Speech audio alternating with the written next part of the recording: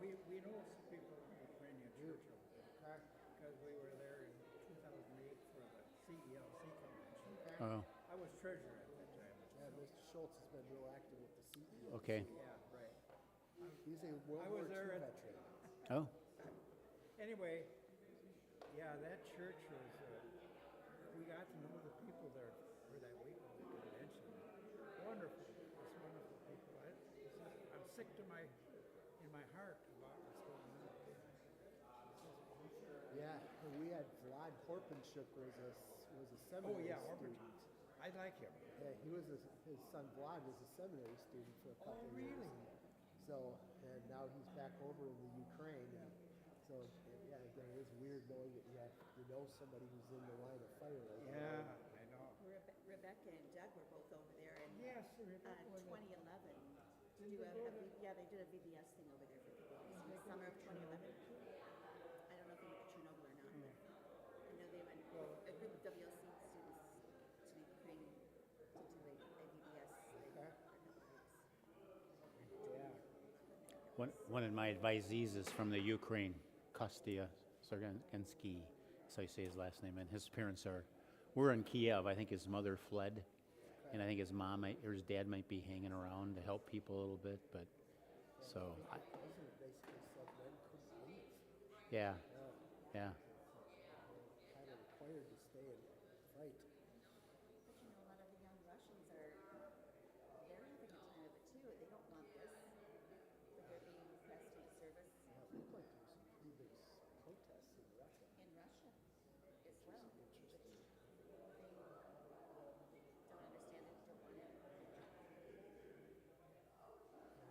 understand it, don't want it. Bags come in. Yeah. Good morning, everybody.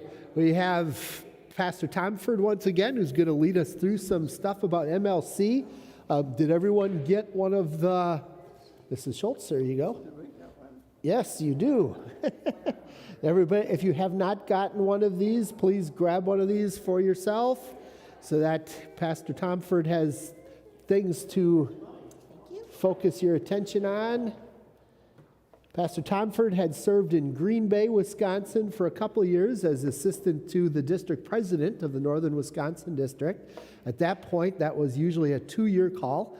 And then he was reassigned to Minnesota? Yeah. Help me. Wilmer, Minnesota. Wilmer, Minnesota. For 8 years. Okay. Yeah. And then went from there to Chesaning, Michigan, where he spent a good chunk of time. And about the last 2.5 years has been at Martin Luther College. Several years ago, all 3 of his boys ended up being assigned on the same day from the seminary. He has 3 sons who are all pastors, and they ended up being assigned for a variety of reasons. It all ended up that all 3 of the brothers were assigned to their permanent congregations on the same day, which is really cool. That doesn't happen very often. I'll turn it over to Pastor Thomford. Thank you. Yeah, I spent 2 years in Green Bay. That was my first call, and I came there as a Minnesota Viking fan, and 2 years was all they could take me. And then they got rid of me after 2 years, so then I moved back to Minnesota again. So I've got most of my presentation is on the screen today. There are some videos. I'm not going to really be following along in the book in order, but a lot of the information that is on the screen is also going to be in your book. A lot of the slides, a lot of the information is in there. So if there's something on the screen that you see and you want to read more about it, almost my entire presentation is in that book. It's just not in the order that I'm going to give it to you today because I've added in a few other things too. So my story is that I grew up in southeastern Minnesota. Nobody in my family had ever been a pastor before, either side, 3-4 generations, dairy farmers. Everybody in my family was a dairy farmer. But my folks were very active in church, and I worked and I went to church. That was my childhood growing up. And my story is that my grandfather got too old. My mom's dad got a little too old to live out on the farm anymore, and he moved to town and got an apartment, and he took a job as a church janitor. And he was the kind of grandpa that didn't mind having a little naughty 4- and 5-year-old boy puttering around in church with him. I used to stay overnight with him and things before he passed away. He passed away when I was pretty young. I think I was in first grade when he passed away. But I remember being at church as a little kid and getting to wander around and explore And I remember, opening up where the communion wine is and like shutting it quick, like, oh, there's where the communion wine is. But I remember one day we had a taller pulpit, and I remember crawling up into the pulpit and looking out, and my grandfather was out, adjusting the hymnals and dusting and getting ready. And I stood and I went, "Hey, Grandpa, look." And then I realized, oh, I'm in trouble. I probably shouldn't be up here. And he looked up and he didn't say anything, and he said, "Well, Joel, maybe someday you can stand in that pulpit and preach about Jesus." And that was the first time anybody said to me that maybe this is something you should do. And so I started thinking about it a lot. So ended up going on to the ministry and so forth, which was a great choice. But it always kind of, I guess I tell that story just so that you might say something to a 4 or 5-year-old. My grandpa, I think, passed away about a year and a half after that, so he never got to see the benefit of the encouragement that he gave. So we don't always know either the encouragement that we give to our young people. I'm talking about MLC today, but we do have a campaign going on right now called Equipping Christian Witnesses, and that's what the focus of this is going to be. That's what the focus of that book is. Things that we can do, as I mentioned in the sermon today, to equip or to train or to encourage young people to be pastors and teachers. And just real quick, and maybe a lot of this you know already, but we have 27 Lutheran high schools in our church body.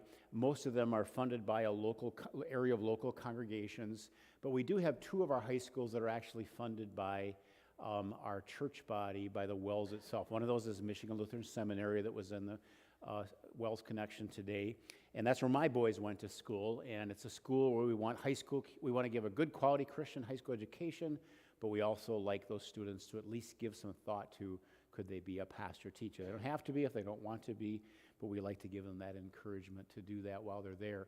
There also is a school that you may know of, Lutheran Preparatory School in Watertown, Wisconsin, which has the same purpose as Michigan Lutheran Seminary. And then we also have Wisconsin Lutheran Seminary, which is our worker training for pastors. So MLC is the college of ministry that prepares pastors and teachers and staff ministers, but the pastors go on to 4 more years of the seminary in Mequon. And that's where I'm headed this afternoon. I've got 25 high school students from all over, some from ALA in Arizona. They're flying, I think they're in the air right now, in fact, probably flying in, and they're going to get a taste of what it's like to be a seminary student. And we're going to bring them to class and things tomorrow. But I'm here today to talk to you primarily about Martin Luther College and our College of Ministry. And some of these statistics I mentioned in the sermon today, but so you go to school for 4 years, MLC, 4 more years at the seminary, you graduate, you're ready to be assigned. We had 33 graduates this year, but we had 74 churches that wanted pastors. So that meant 41 churches didn't get a pastor that wanted one. One of the ones is one that I've preached at fairly often in Fairfax, Minnesota. They wanted to get a graduate and they didn't get one, so they're still vacant. So a lot of us professors go out there and fill in out there. So we have 95 churches that really would like a pastor right now, and many, if not most of those, are single, where there only is a pastor, and that's all they have to serve them, so without a pastor. So think of the vacancy, what that would be like to be at a church. It's always a little messy sometimes when a local pastor is trying to fill in and carry 2 churches and things. Think of how high that vacancy rate is right now. And these are students preparing in the pastor track. One of these was my advisee last year. This is one of my advisees. This boy is from the Ukraine. His mother and father live in Kiev, and I think his mother has now fled, and his father might be staying there, but he's one of my Kostya, we call him, and so he's concerned about, of course, his family. He hasn't been home for like 2 years, but he's studying to be a pastor. We also need teachers, and this year we graduated 168 in the teacher track, preschool, elementary ed, and also Lutheran high school, but we could have easily graduated 90 more teachers, and I know that you have vacancies in your school here right now as well, a number of them, so your school is one of several of those 90 that's up there as well. So we have a great need for young people to also think about the teaching ministry as well.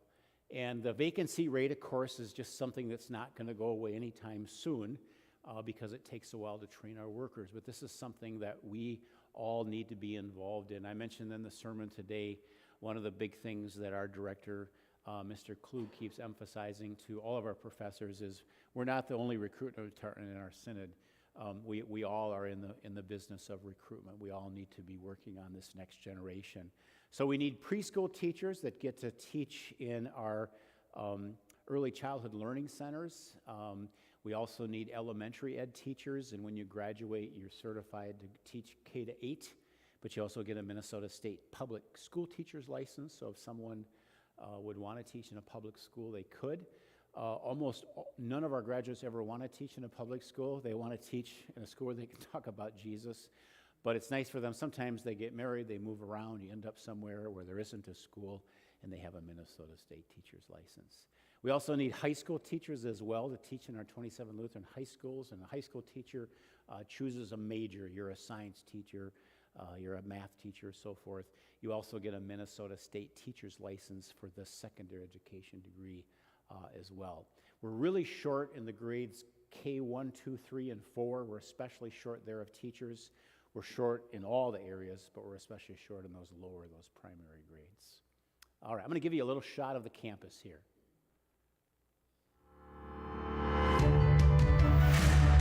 Welcome to Martin Luther College. My name is Sam. And my name is Haley. We're students here at MLC. If you were to visit our campus in the summer, everything would be really beautiful. The grounds, the trees, the buildings, they're all at their best. But you'd be missing something really important. If you came to campus right now, the tour guide would show you our classrooms and talk to you about our training programs for pastors, teachers, and staff ministers, our language training, and how MLC ranks highly in value in comparison to other colleges. But you would be missing the interactions between students who are excited about ministry and the professors who all have amazing ministry experience they can share. If you were to visit our campus now, you'd be able to see all the resources available to you in our library, both online and in the state. But you'd miss seeing the collaboration that goes on here every night. The mentoring, the mutual encouragement, that makes this a lot more than just a library. One of the most significant buildings on campus is the Chapel of the Christ. If you came to campus right now, we could show you the symbolism inside our building, the beautiful organ, and our amazing worship space. The tour guide would also tell you how much students love having worship opportunities here each day.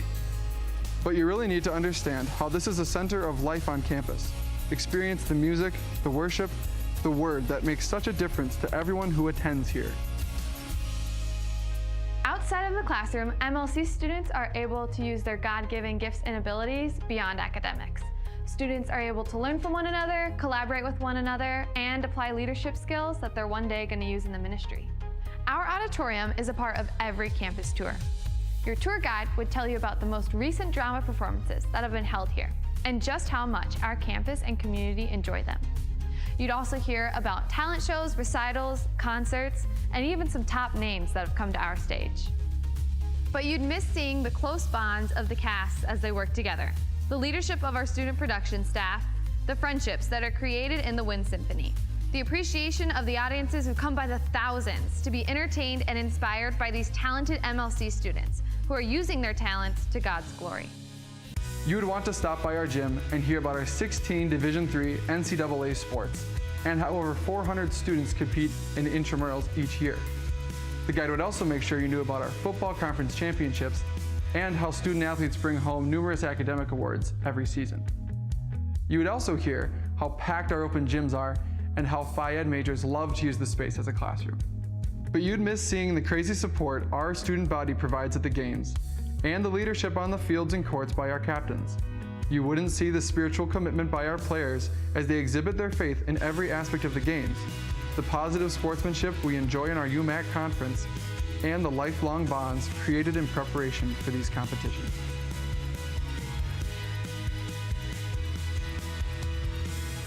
And where do our students live?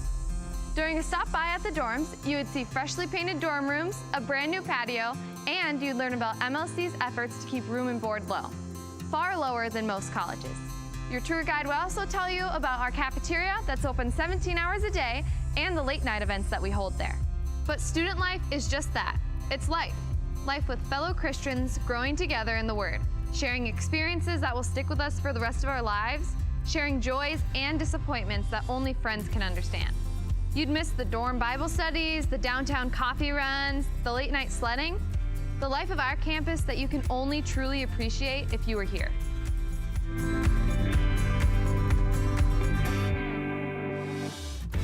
Don't get me wrong, the campus is a great place to visit in the summer.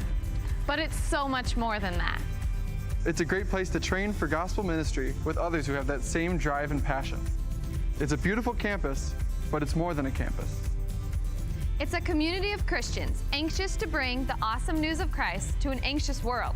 And we get to prepare for those endless opportunities here. Stop by and let us show you. So a little shot of the campus and a little shot of campus life, what we try to have for our students when they're on campus.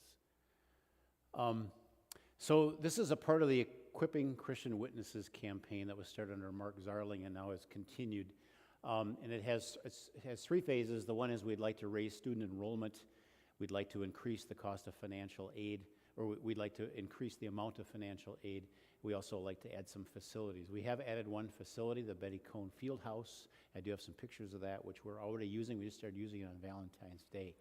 But currently the enrollment 2 years ago, or 3 years ago when I came, was 730 students. Our enrollment today is 633 students. So we've lost about 100 students, or about 100 down from what we were. I think part of that has to do with COVID. And I think college enrollment is down 10% all over the country. Most colleges report their enrollment is down. But you can see it in Chapel that we just don't have the same number of students that we had 3 years ago.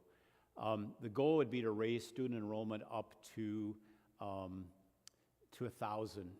And if we raise it to 1,000, that would begin to fill our pulpits and begin to fill our classrooms. That means we need to build a dormitory and some other things too if we're going to make that happen as well. This year enrollment, two years ago we had 300 applications. 3 years ago we had 300 applications. Last year that dropped by 50 or 60. We had like 100 and forget, it was 200 some. And this year we're on task where we were last year. So far we have about 175 applications for next year. About 36 of those are for the pasture track. That's down from last year. That's down from 2 years ago. That's down from 3 years ago as well. So that's an important part of the work that we do, is doing that recruiting work. Yes? Sorry for a side question, but is a lot of the need for pastors because of retirements? I know 10, 15 years ago, that was what we did. Oh, we have so many pastors that are getting close to retirement, we're going to need pastors to replace them. I know we're also opening missions always. There's big goals to open more in the next 10 years. Is that a lot of the vacancies, or is it pastors who are resigning, or? I think it's I'm not a total expert on it at all, but I know that demographics have a lot to do with it, that the baby boomer generation that started in being born in 46 and ended the year I was born in 1960, that group of people are retired. There's a big bulge in the population. They're retiring, and that's creating a lot of vacancies. I know that's part of the issue that's going on. There are some resignations and things too as well, but I think the baby boomer thing has a lot to do with it. Yeah. The resignation rate amongst pastors has gone significantly down.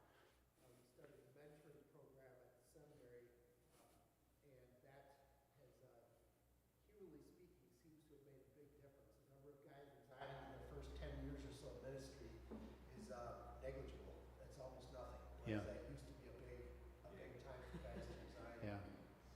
And it made a lot of sense because we invested a lot of time and money training people to be pastors, and it was tough that when we lost so many, especially in those early years. And so that's been a great, and I've heard that too before, that we've really reduced the amount of resignations in our church body. So.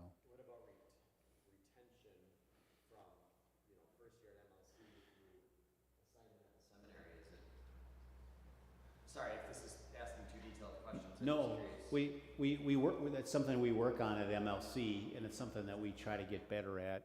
Our retention rate is actually really good compared to most public colleges. It's really good. I mean, most colleges lose way more. We obviously would like to lose nobody.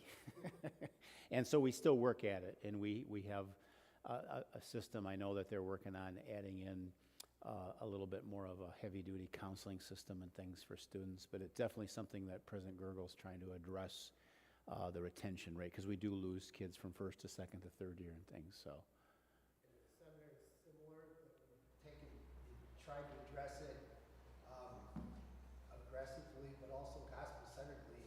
there is something to be said for a young man or a young woman who starts off the training and comes to the realization, I don't think that's the way God wants me to serve. It's okay. It's Yeah. okay. And it's certainly still a valuable investment in our church. Absolutely. Yeah. Yep. When I talk to young people, every time you take a call, you're always surprised, by what you find and what you end up doing, and it's always a pleasant surprise. But when I talk to a lot of high school students, a lot of them, I haven't had a high school student yet say to me, yeah, I want to make a lot of money and buy a boat and have a great house. I never have high school kids say that to me. They all say, I want to serve, I want to be an EMT, I want to be a firefighter, I want to be a nurse. They're all very altruistic, but they're also really struggling with and sometimes stressed about their decision. And I think maybe more so today, maybe than years ago, because of college debt and so forth. And I feel myself drifting away from the recruiter mode into the pastor mode and comforting them and counseling them and saying it's okay, and being a pastor is a great choice, being a layperson is a great choice. They're just like two right answers on a test. I drift into that mode a lot, talking to kids and being sure that we don't ever make them feel as though you're getting closer to Jesus by or something like that. We drift into that monasticism kind of a thought. We want to be careful that we don't do that. So, go ahead. Is cost a major barrier? I think for a lot of kids, I think they do agonize over it, and I'm going to show a slide in a little bit. But I think that 25 years ago, only half of our students, when MLC started, only half of our students had to take out a loan. Half graduated debt-free. Those that did graduate, they had an average debt of $7,000. 25 years later, 78% of our students take out loans, and the average debt is $25,000. So it's way more. And if you take the average debt of those, you take out those that don't, because some families can, for whatever reason, they don't need to take out a debt. But if you take the ones that do take out debt, the average is more like $27,000. So the cost of college is a lot. And one of the things that President Gurul talks a lot about is that something kind of changed maybe about 10 or 12 years ago, where it used to be that a student could go to a public university in the state that they were, and they could come to MLC, and it was about the same cost. They weren't going to go any more in debt. And so it's like, well, I'm not sure I want to be a pastor, I'm not sure I want to be a teacher, but I'll go give it a shot. I'll try it for a year. And then most of the time their credits would transfer out of MLC because MLC is accredited. But what's happened is MLC's now become the more expensive option for a lot of high school kids. And so I think that the debt and the money does weigh on kids' mind a lot. And some kids, when I talk to them, they just say, oh, college is too expensive. I could never afford that. They just dismiss it outright. And I live by a community college, and I can drive my grandpa's Oldsmobile. They look at that, and that is or they get a really nice, if they have an high ACT, they get a really nice scholarship from a college too. And some kids really struggle with, how could I pass up this great opportunity where my tuition is going to be paid for in full? So we're struggling with all of those things as a college, and we have to kind of deal with that. We have some kids who want to be a pastor or teacher, and if we put a tent in Fargo, Minnesota, they would come, and they would train to be a pastor or teacher. We have some kids that are that dedicated, but many are not sure, and they want to figure this out. So I think that's a part of it. So go ahead. And then here, we'd love to recruit some of our students from Milwaukee. Many of them would be first generation college students, and the hurdles culturally going up to New Ulm. Yeah. Aaron Robinson's working on some of that. Great. Yeah. But then the cost too, just to say, yeah, we'd love to have you be a pastor or teacher. We can see you're thinking about it. You're willing to take on the cultural challenges, maybe. Yeah. Here's your debt. Yeah. Yep, absolutely. Yeah, absolutely. All those are contributing things, and all of those things that we would like to alleviate in some degree to make it be easier for a student to come and just give it a try for a year. And many come, and many do try to, many fall in love with it. But that's the big thing about most kids when they come to MLC. They're not sure they want to be a pastor or a teacher. And we just want them to come and at least try it, and some of those things could alleviate that. So I have another little video to show you here. Is it gonna work? Hello, my name is Phil Balgi, and I'm a recent graduate of Martin Luther College and outgoing student body president. The Equipping Christian Witnesses campaign is providing exciting opportunities for all of us in the Wisconsin Evangelical Lutheran Synod. For us at MLC, it's an exciting time to share the joys and blessings the Lord has provided to this ministry. It's also an exciting opportunity for everyone to partner with our college, whose sole purpose of ministerial education directly impacts each and every congregation and school in our synod. The goal of all three campaign pillars, which are student recruitment, student financial aid, and student facilities, is to serve you by training as many students as possible in the most effective way possible, to provide as many staff ministers, pastors, and teachers as possible for your local ministries. As this campaign was presented around the country, we asked some friends of MLC to share their thoughts about each of the campaign pillars. We're starting with Pillar 3 because of the excitement generated by the current construction of the Betty Cohn Fieldhouse. Equally exciting are the hundreds of foundational gifts that led to the transformational donation that made this construction possible. We're sure that this facility will be a valuable resource to our college, and so much more. I also, having been an athlete at MLC, know how busy their current facilities are. With intramurals going on, basketball teams practicing, volleyball teams, I mean, the facilities are pretty maxed out. Being able to offer an indoor turf facility is incredible. It allows the athletic programs to expand. It also encourages the student body to be more active and healthier. I think it pays dividends at pretty much every level for MLC. The second part of Pillar 3 is a residence hall. And, as with our field house, this will serve our campus in so many ways. It will be a welcoming spot for visitors, a gathering space for students, and a strong factor in our recruitment efforts. Recruiting for ministry, does a dormitory or an athletic facility or an auditorium make a difference? There are quite a few of us in ministry that when we were in high school perhaps didn't choose a ministry college because of our desire to be a pastor or a goal to be a teacher, serve as an early childhood director. But we chose it because we wanted to continue playing a sport, because we saw the opportunity to attend a school with some friends. And God more than once has used different motivations to get people in a school that will train them to conduct ministry. By providing an education of excellence on an excellent campus is simply fulfilling what God asks us to do. Facilities they play a part in recruiting students. They absolutely do. If a student is on the fence of what they're going to do and one campus has modern, up-to-date buildings, that's going to probably have an influence on their decision. And one of the ways that we can do all things well is by making a Martin Luther College that is appealing to students. Facilities make a difference, for sure. It is a challenge to pay for college and to get through. We're seeing that more and more in these last few years, just to take one more barrier out of people's way. If someone has the gifts and they want to be a pastor, we never want money to come in the way of them being able to do that and to share the gospel with other people.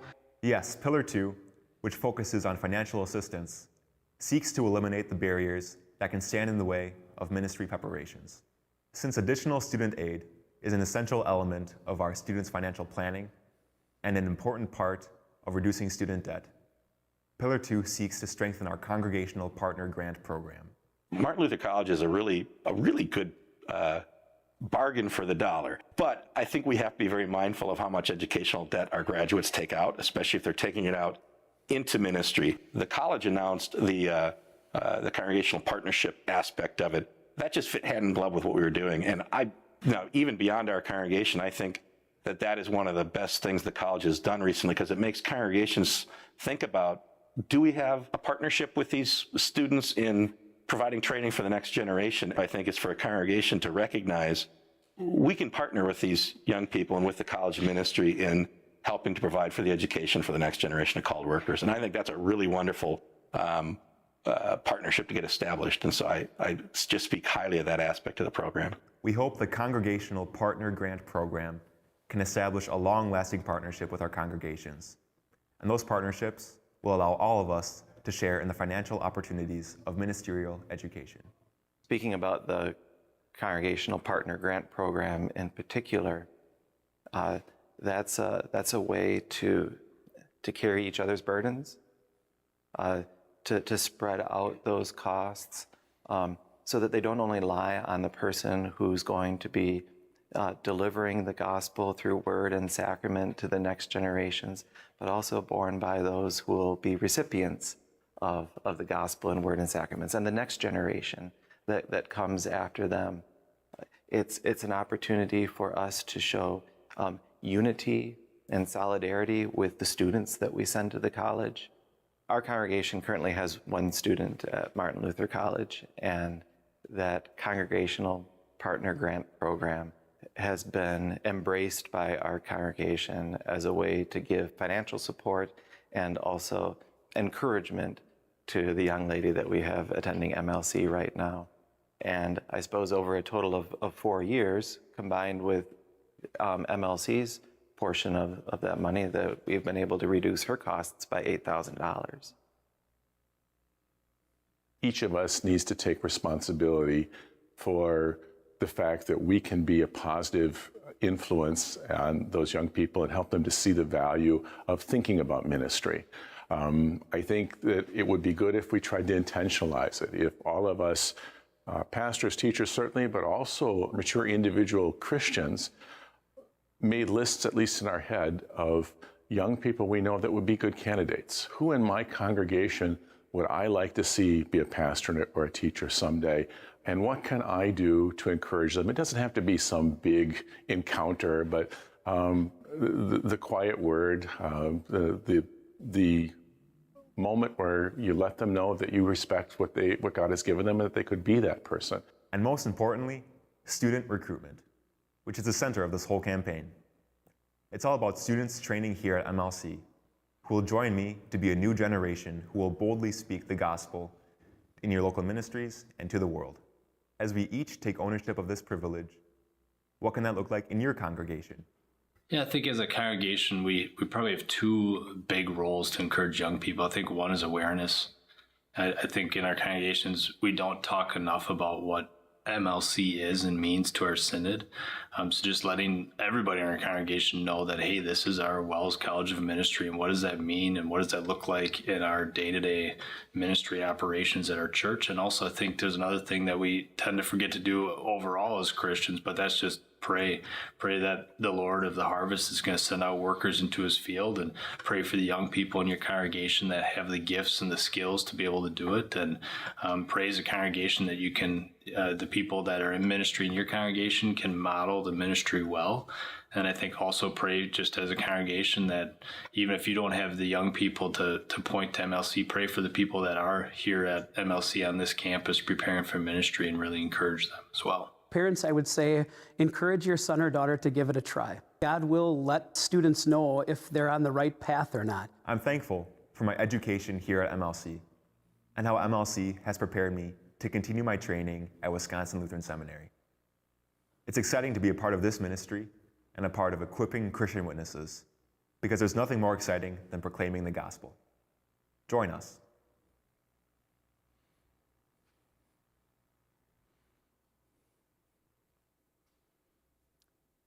So we'd like to raise our enrollment to 1,000 students. We want to think not only of just filling our pulpits and filling our classrooms, we all want to think about the opportunities that we have if we had more co-workers than what we needed to fill our pulpits. We have so many opportunities.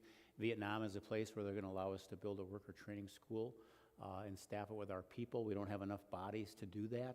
So don't just think in terms of taking care of the problem and thinking reactively, but I'll think proactively that we could really do a lot more if we filled our pulpits and we had additional workers beyond that as well. And as I mentioned in the sermon today, again, all of you to always be thinking of the young people in your congregation and asking them and encouraging them. We like to get names From you, there are some cards back there that you can fill out and send us a name of a student, a grandson, a granddaughter. You also can go online as well and put their name in. We love to have those names in our database because when I go back to visit Wisconsin Lutheran High School, or I go back to visit Luther Preparatory School, those names pop on our list and we say, hey, what about so-and-so? They're on our list. Can we talk to that student? So that's very helpful to us as we look for workers when you nominate people from your congregation or even relatives of yours as well. They mentioned the Congregational Partner Grant Matching Fund. So MLC through FAFSA, students get grant money, they get loan money. MLC gives academic scholarships. MLC does give some financial aid as well. But we don't give any athletic scholarships. We don't give any scholarships like that. It's mostly academic. But this is one way that you as a congregation can participate, and that's through the Congregational Partner Grant Program, and there is information on that.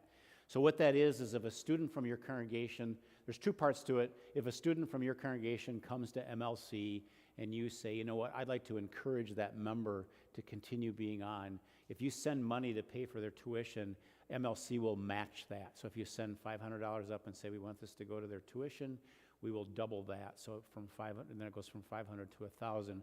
We'll do that up to $1,200 every year. So a 5-year student, it could be quite a bit of money for them as well.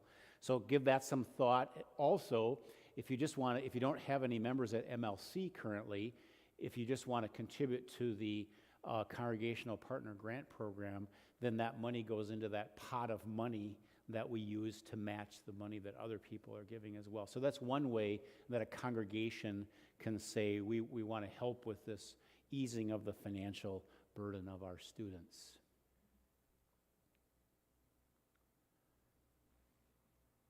And I mentioned the debt statistics already to you, the debt that our students take on.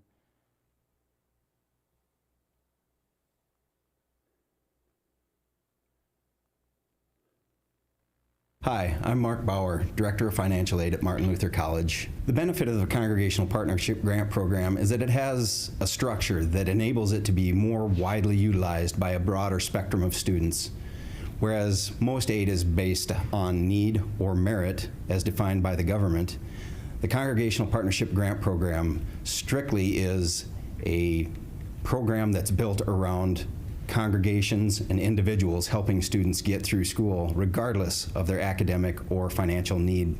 If, through your generosity, we're able to reach our goal, that will allow Martin Luther College to commit to this program for another 10 years. This will greatly enhance our ability to recruit students, send them out into the workforce to help serve you and your congregation as well as your schools that your children are attending.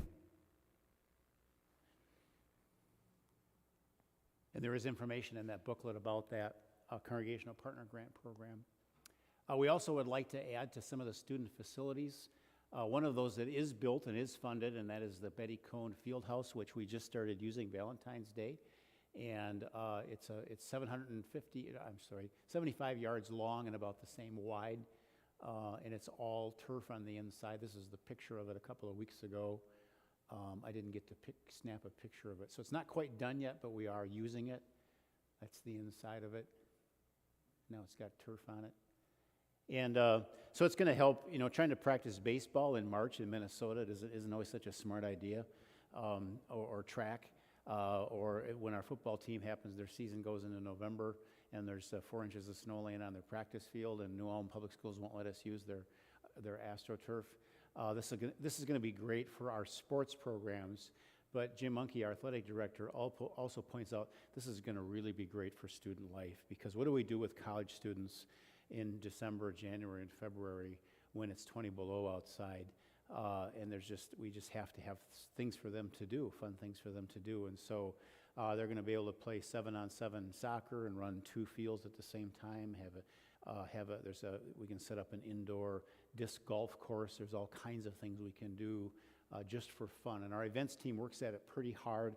It's tough, though, in the wintertime, and the Betty Cohn Fieldhouse is just going to really help a lot with I think, student activities. We also want to build a dormitory, because if we raised our enrollment to 1,000, we would not have room for everybody. We would fill the dorms up. The other problem that we have is that the dorms we have now, we have 4 dorms. The dorms that we have now are probably in need of a little work and a little remodeling and a little refurbishing. But we can't ever do that because in 3 months in the summer isn't enough time. You need a whole year to do that. So if we would build a dormitory, we could empty out one of the dorms and then we could start to do some refurbishing.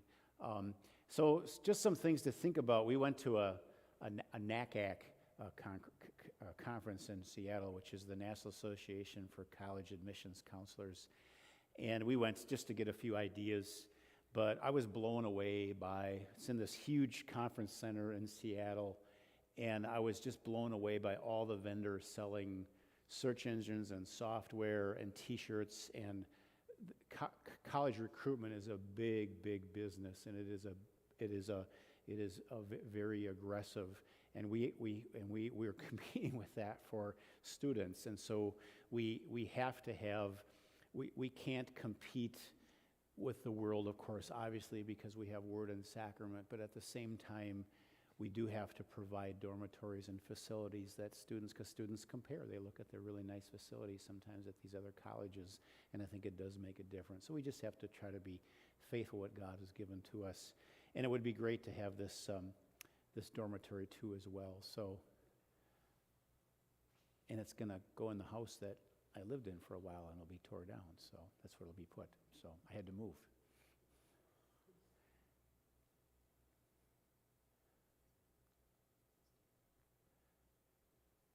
This is going to play.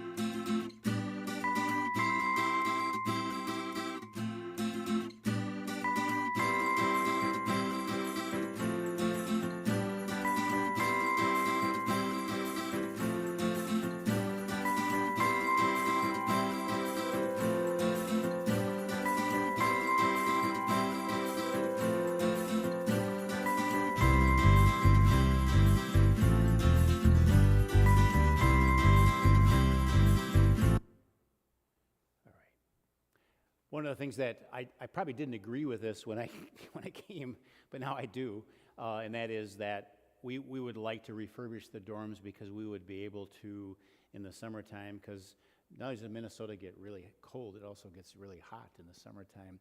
We would like to host more of our synod groups, like the Owls Convention and some of those things as well. And after I thought about it for a little while, if we can get more people up to our campus, when you've been somewhere, you tend to take ownership of it as well. So I think this is something that would help the support of our colleges if we could just bring more people from our church body up there and see it, and they'd realize this is the place that we train our pastors and teachers. So my closing appeal to you is that you, as you go forward as a congregation and you think about your needs, you also think about our needs as a church body. Who is going to teach our children? Who is going to teach our grandchildren? Who's going to be in our pulpits 20 years from now and 30 years from now?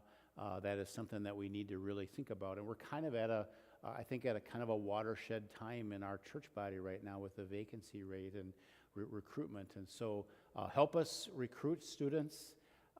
Help us keep from putting such a financial burden on those students that they could come and maybe try it without taking on as much debt, and consider also the facilities as well too. The Betty Cohn is built, it's being finished.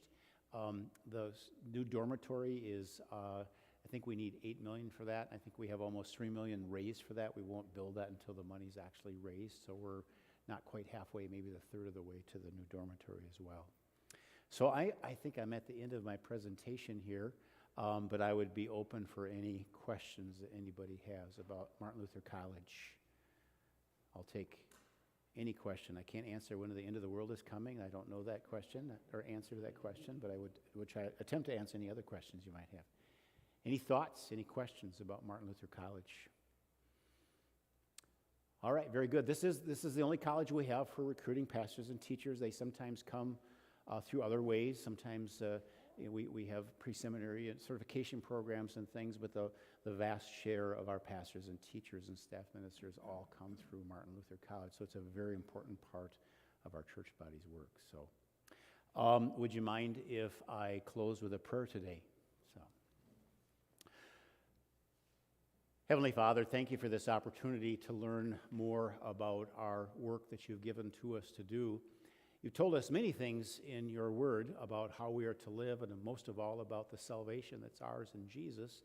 But you haven't always told us exactly how to go about that work. You've given us a lot of Christian freedom in how we and congregations and Christians carry out this marvelous work.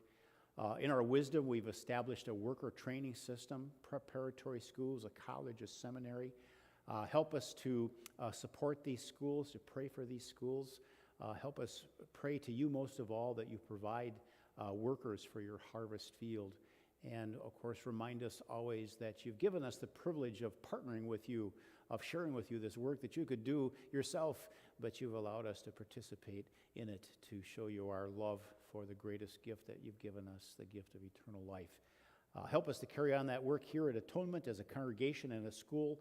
Help us as we join with the other congregations in our church body as well to promote worker training and spread your word every tribe and nation.